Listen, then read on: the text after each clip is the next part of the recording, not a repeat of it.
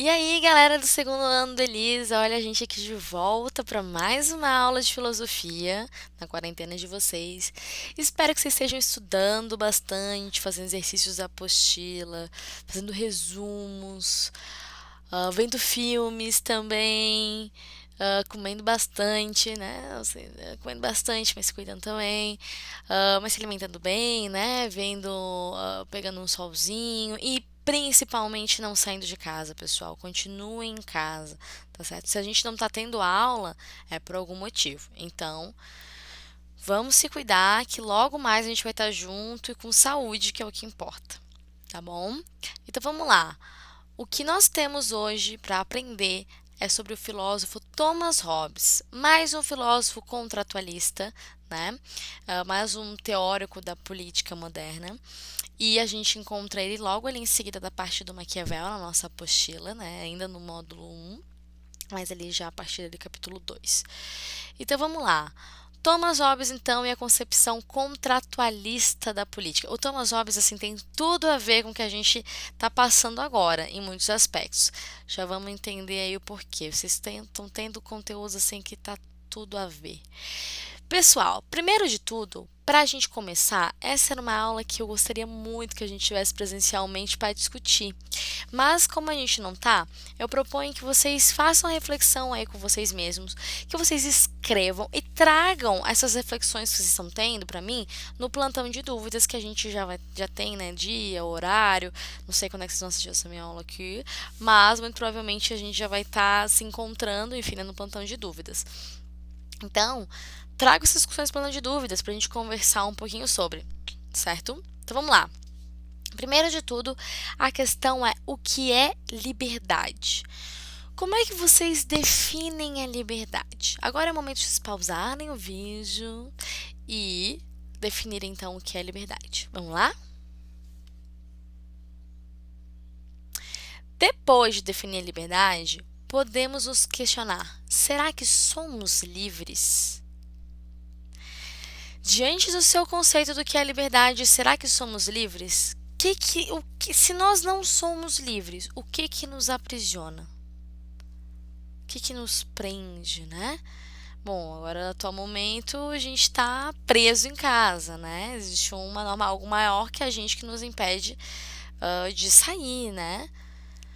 Ou melhor, a gente tem até escolha, mas as consequências elas são muito ruins. Então, muitas vezes as consequências são coisas que nos prendem. Normas, leis, regras são coisas também que não nos deixam completamente livres. Então a gente pode falar, ai, meus pais. Gente, os pais de vocês são os que mais dão a liberdade. Normalmente o pessoal mais novo fala, ai, não, meus pais não deixam livre. São os que mais nos dão a liberdade. Bom, pessoal, a gente pode então se questionar se nós somos livres. E muitas vezes a gente pode chegar a uma resposta de que sim, porque a gente pode pensar sobre o que quiser, nós temos liberdade de expressão, tarará, e ao mesmo tempo falar que não. Ou a gente pode falar que a gente é livre em certas instâncias e outras não.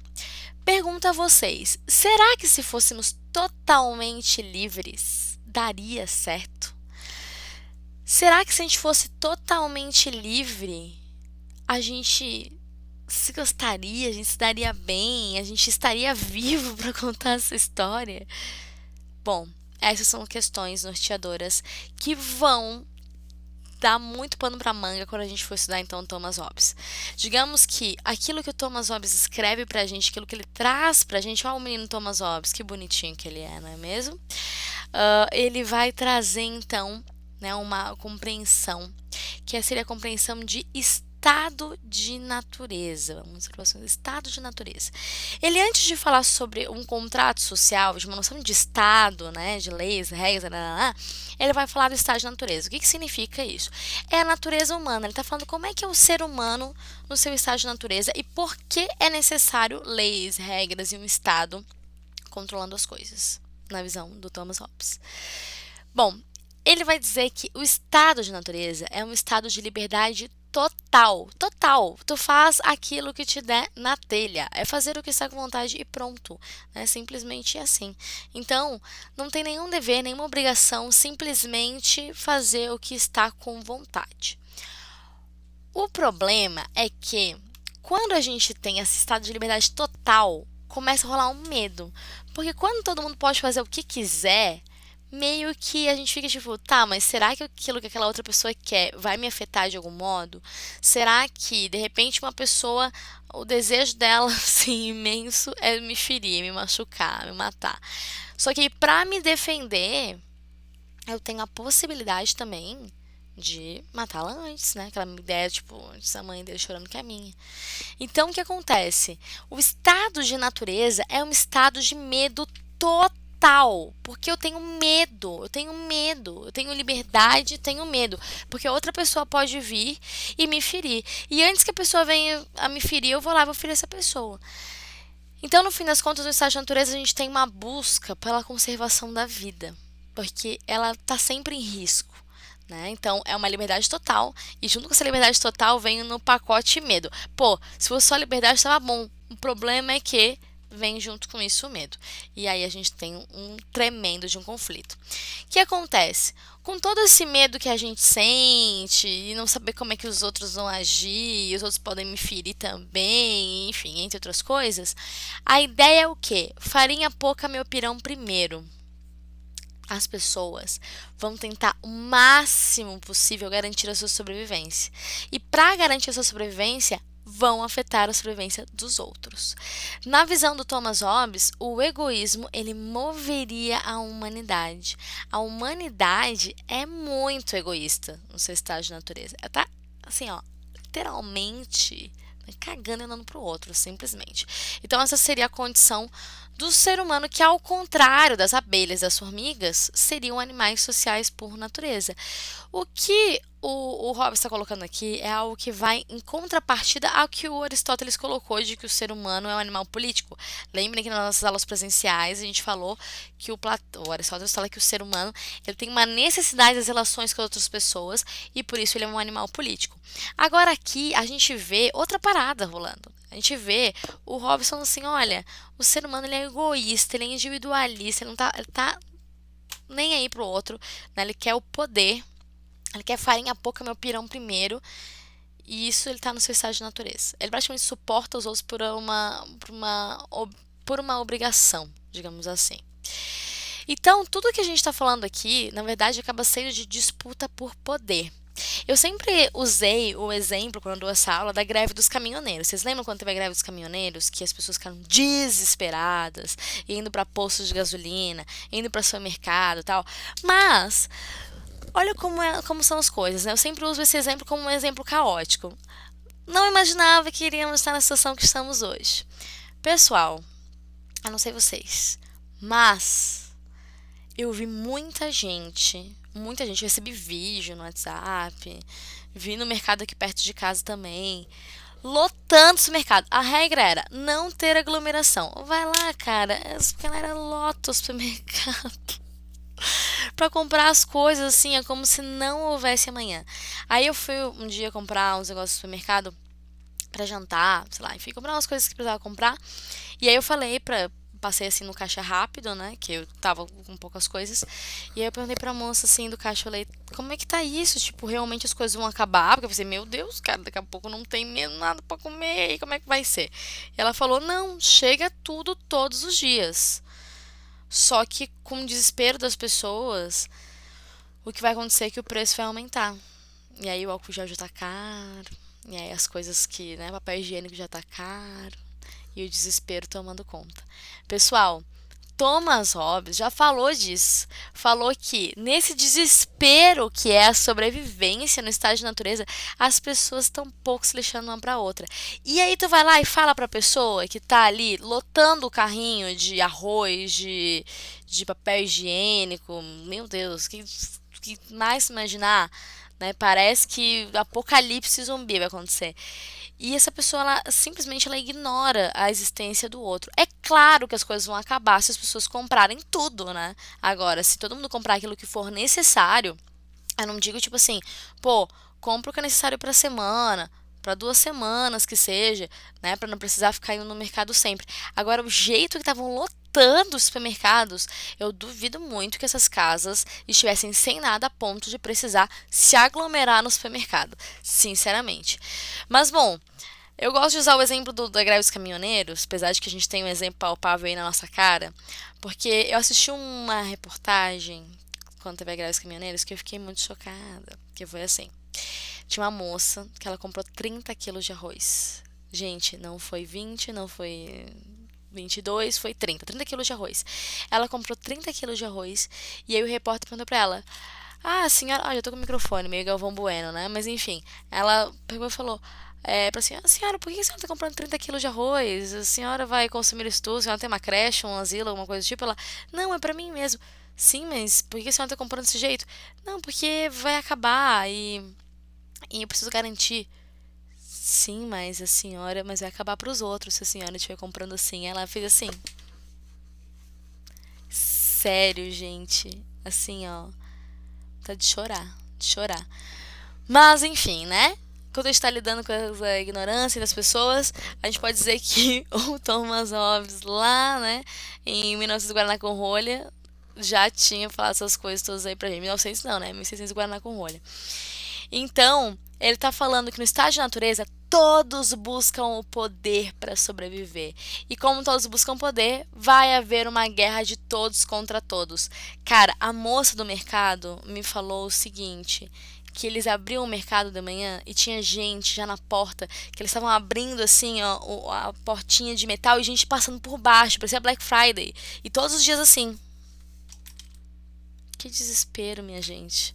Então, a natureza humana, ao que tudo indica, né? Vamos ser obrigada a concordar com Hobbes, é uma natureza do conflito.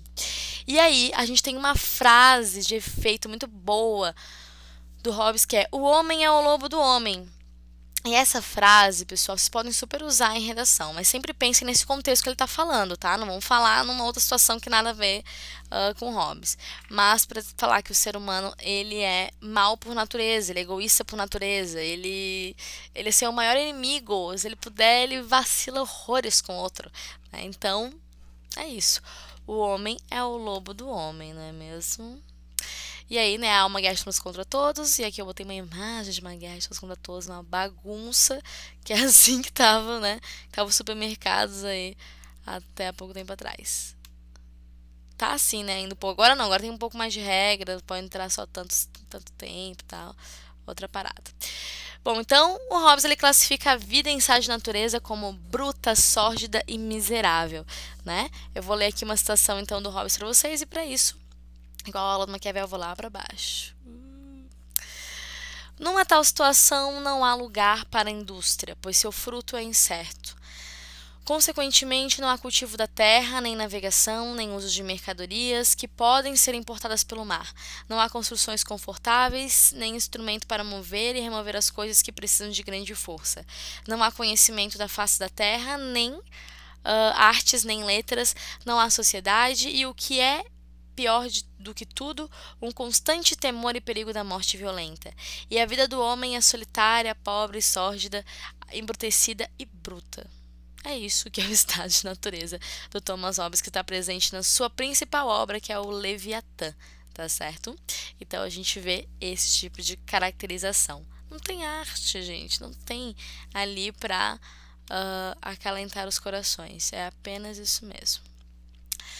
Só que as pessoas percebem que essa coisa de ser livre totalmente não tá sendo bom, né? Não tá garantindo a vida, tá um desespero total. E elas reparam que é melhor ser obediente e vivo do que livre e morto. Ó, que loucura, não tem como ser livre e morto, né? Então, a gente pode dizer que um estado constante de guerra não pode ser bom. Então, para evitar essa destruição mútua que ofende o lado racional do homem natural, a saída então foi buscar uma forma de garantir a sobrevivência, mesmo que à custa de liberdade. Eu crio um pacto, eu crio então um contrato, algo do tipo que me faça, de algum modo, perder um pouco da minha liberdade. Então, eu paro de afetar a vida dos outros. E para não ter, então, a minha vida também afetada de algum modo, tá certo? Então é como um acordo, assim, ó. Vamos, né? Aqui, acordo para não se matar. Isso, exatamente. Não vou te matar, tu não me mata também. Fechou. É mais ou menos o que vai acontecer aqui nesse sentido do Hobbes, tá bom? Então, a gente pode dizer que existem algumas leis da natureza para garantir essa sobrevivência. A primeira delas, né, a procura pela paz. E a segunda é a renúncia ao direito sobre todas as coisas. As pessoas acham que, né, liberdade tem direito de tudo sobre todas as coisas, então é um pouco difícil. Então, a primeira impõe a meta, né, do pacifismo, da paz, né, por ser a paz a condição favorável à continuidade da vida de todos, quer dizer, a iminência da morte, que é peculiar à guerra, né? Determina o fundamento racional de uma coexistência harmônica dos seres humanos. A guerra é autorizada somente na impossibilidade da paz, como um recurso extremo pela conservação da vida.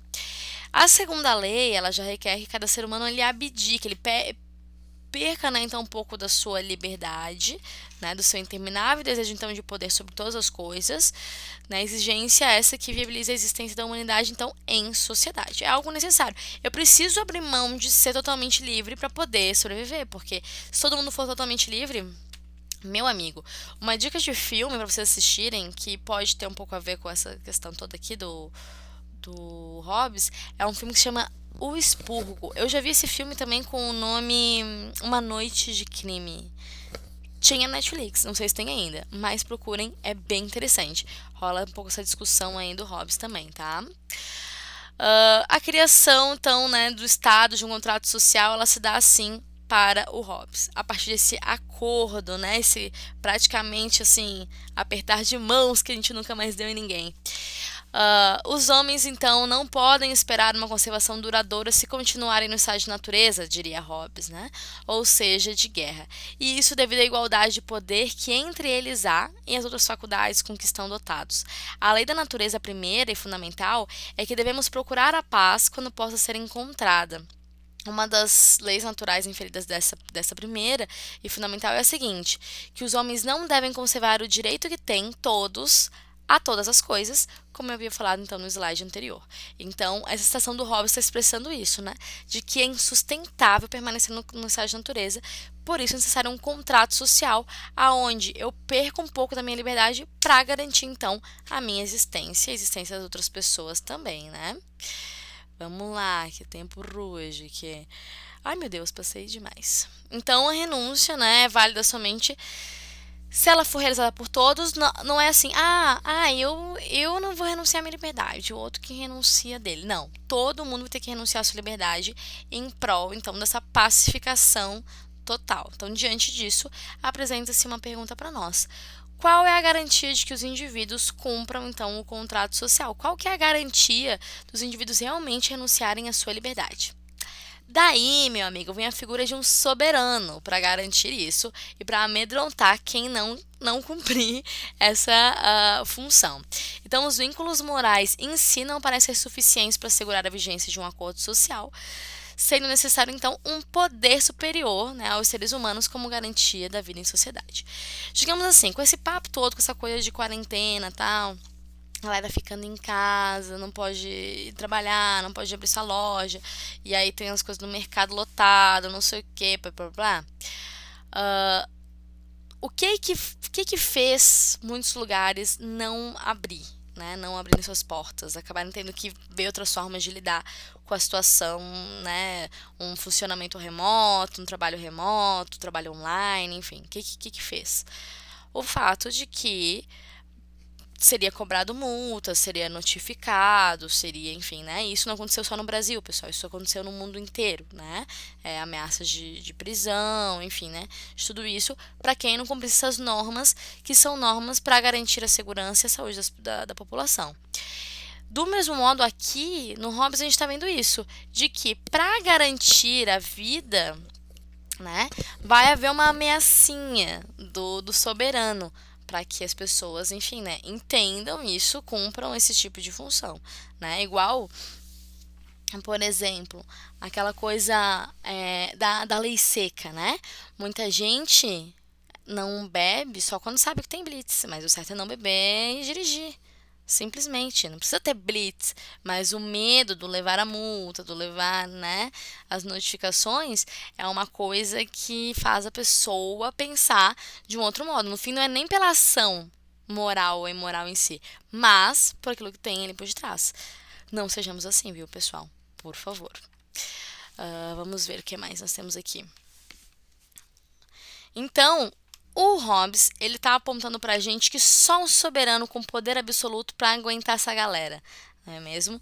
E aí, esse soberano com poder absoluto, por quê? Primeiro de tudo, que ele vai dar pra gente uma segurança, né? Porque ele tem uma impressão um pouco de um deus mortal, aliás, né? Um deus eleito, digamos assim. E ele vai ter vai trazer pra gente essa segurança de vida, esse direito à liberdade individual, enfim, que não existia anteriormente, tá? Então, mais uma citação do Hobbes. Você sabe que eu adoro trazer citação da obra do filósofo mesmo pra gente analisar, né? Aquele que submete a sua vontade à vontade de outrem, transfere a esse último o direito sobre sua força e suas faculdades, de tal modo que quando todos os outros tiverem feito o mesmo, ó, o seguinte, eu vou abrir mão da minha liberdade total e todo mundo vai. Aí vai dar certo, tá? Sobre a força da faculdade, né, de tal modo que quando todos os outros tiverem feito o mesmo, aquele que se submeteram terá tanto poder, que é o soberano no caso, que pelo terror que esse suscita, poderá conformar as vontades particulares à unidade e à concórdia. Esse soberano, é o dono da liberdade de todo mundo agora, tá com a liberdade de todo mundo aqui na mão, ele é o cara que faz ter o direito à vida, o direito à segurança, o direito, então, à liberdade individual, tá? E é o que vai garantir, enfim, a vida da galera, cara. Então, assim, ó, se o direito à vida a gente não tinha anteriormente, a gente tem por causa desse cara, meu, vai fundo, entendeu? Essa é a ideia. O absolutismo, o Thomas Hobbes é um teórico do absolutismo, né? Então, ele vai estar apontando isso pra gente, tá bom? Que mais? Não passei nada? Não, tá. Então, Leviatã é o nome dessa principal obra aí do Hobbes. O Leviatã de Hobbes é o Estado, né? Quando ele está falando ali do Leviatã, desse personagem, né, que é um personagem bíblico, na verdade, ele está fazendo um símbolo como se fosse então um Estado, né? Então poder político institucionalizado com base na iniciativa dos seres humanos que necessitam, não é mesmo? Então, isto é, são os súditos que voluntariamente criam um poderoso artefato ao qual desde então devem se submeter, pois o Estado consuma o contrato social, ele é o que faz acontecer aquele contrato social, aquele pacto de não vamos se matar isso, não vamos se matar. Desde então devem se submeter, pois o contrato social, completando e garantindo o seu cumprimento na incorporação de um poder que se estabelece então acima de todos. O poder do soberano, ele está acima do desejo de poder de qualquer um, tá bom? Então, iria mais nesse sentido. Bom, o Hobbes ele não vai só escrever sobre aspectos políticos, por mais que a gente conhece ele muito mais por conta dos seus aspectos políticos, seus escritos sobre a política, tá?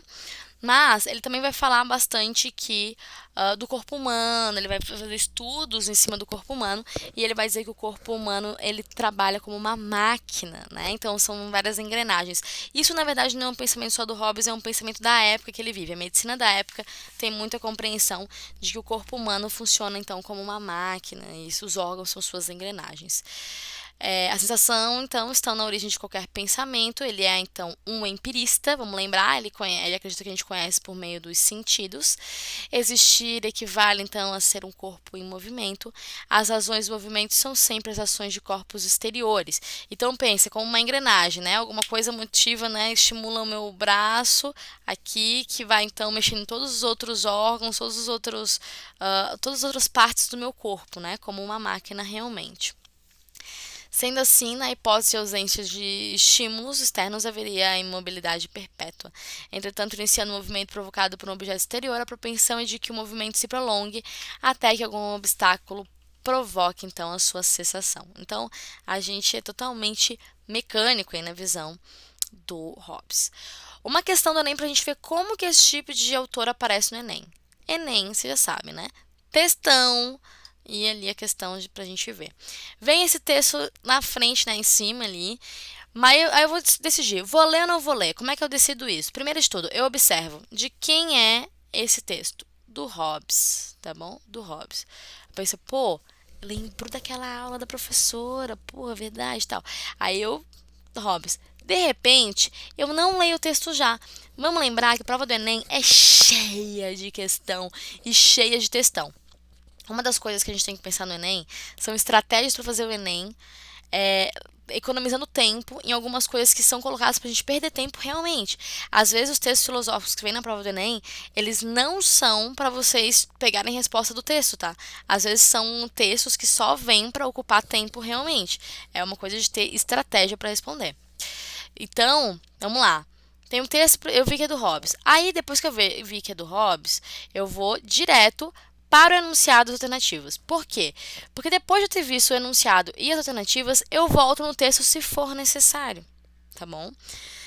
E aí eu volto no texto já com vontade, buscando ali a minha resposta, tá bom? Então vamos lá.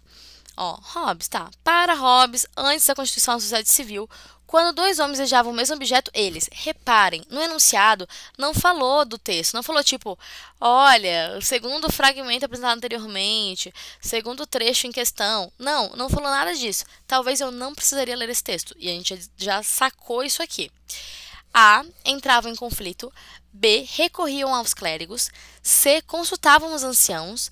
D. Apelavam aos governantes. Ou E. Exerciam a solidariedade. Galera, antes da Constituição da Sociedade Civil, o que significa isso? É o estado de natureza, sociedade civil, normas, regras, Estado, né? Sociedade, se formando realmente como sociedade, é aquele contrato social. Antes eu tenho o quê? Estado de natureza, ser humano, um lobo, né? O homem é o lobo do homem. Então, não vai ser exercível uma solidariedade, né? Tá todo mundo assim indo no mercado lutando carrinho, ó. Não tô nem aí pros outros. Tá? Apelava os governantes, não tem governantes no estado de natureza, então já não seria essa também. Consultavam os anciãos. Gente, tem algum respeito nesse estado de natureza? Nenhum. Não tem essa relação de vou consultar um ancião para ver o que ele me diz. Não tem. Uh, recorriam aos clérigos. Menos ainda, também não tem. A. Entravam em conflito. É o único que tá mais diferentinho realmente, tá mostrando pra gente ele também essa ideia de que no estado de natureza é a natureza do conflito real, tá bom? Eu vou ler o texto só pra, né, desencaixar de consciência. Vamos lá. A natureza fez os homens tão iguais quanto as faculdades do corpo e do espírito, que embora por vezes se encontre um homem manifestadamente mais forte de corpo ou de espírito mais vivo do que o outro, mesmo assim, quando se considera tudo isso em conjunto, a diferença entre um e outro homem não é suficientemente considerável para que um deles possa, com base nela, reclamar algum benefício a que o outro não possa igualmente aspirar. Ajuda, ajuda. Mas vou te dizer um negócio, vocês conseguiam responder sem ver o texto. Professora, mas eu não sei nada do Hobbes. Aí, meu amigo, leia o texto, né? Aí vou ter que não tem saída, tá bom? Então, pessoal, é basicamente isso. Temos aí a respostinha correta, é a. E tenho mais uma tarefa para vocês. Além de definir lá o que é liberdade, pensarem sobre esse assunto, gostaria muito que vocês pensassem, expressassem a opinião de vocês, escrevessem um textinho, tentando responder a seguinte questão: o ser humano é bom ou ele é mau por natureza? Criem, pessoal, sejam criativos. Para vocês, se acham que o ser humano é bom ou mau por natureza, lancem essa aí para os pais de vocês na hora do almoço. Tenham essa discussão bastante, bastante frutífera e vai ser bem interessante as respostas que vão sair daí. Vocês sabem, para o Hobbes, ser humano mal por natureza. Para o Maquiavel, que a gente viu na aula anterior, também. Mas a gente vai ver autores que vão falar que o ser humano é bom por natureza, sim. A gente vai ver autores que vai falar que o ser humano ele é neutro, tá? Igual detergente, desse jeito. Tá bom, pessoal? Outra coisinha antes de eu encerrar aqui. Atividades do livro. Página 31. A questão conexões, da parte de conexões, que é uma discursiva. Não deixem de escrever, pessoal. Vamos escrever nessa quarentena. Não vamos só fazer as questões que são de assinalar, tá bom? Página 32, A1 e a página 33, A4 e A5. Certo? Mais diquinha para algumas pessoas que desabafaram comigo essa semana sobre, não sei como estou estudando, não sei como estudar, não sei o que. Tarará. Galera, assistam a videoaula. Pô, não entendi, foi muito rápido. Assiste de novo, tá? Aquelas me vejam de novo. Mas assim, pense assim, a primeira vez eu vou assistir, vou só olhar. A segunda, eu vou olhar e vou anotar coisas que eu reparei que a professora enfatizou e que são importantes. Depois eu vou ali e vou ler o texto do livro. Muito mais coisa vai ganhar significado, vai trazer coisas pra gente. A partir daquilo que eu tô falando aqui na aula também, vocês conseguem destacar partes do livro que eu tô apontando como importantes também. E a partir disso façam um exercício. Eu sei, galera, que vocês têm várias disciplinas, vocês não têm só a minha. Mas reservem um tempinho, com carinho, para fazer cada uma das disciplinas. Se organizem, que vai dar tudo certo e a gente vai superar esse desafio, essa quarentena, esse coronavírus, com certeza, tá bom? Um grande beijo, tô morrendo de saudade de vocês e até mais.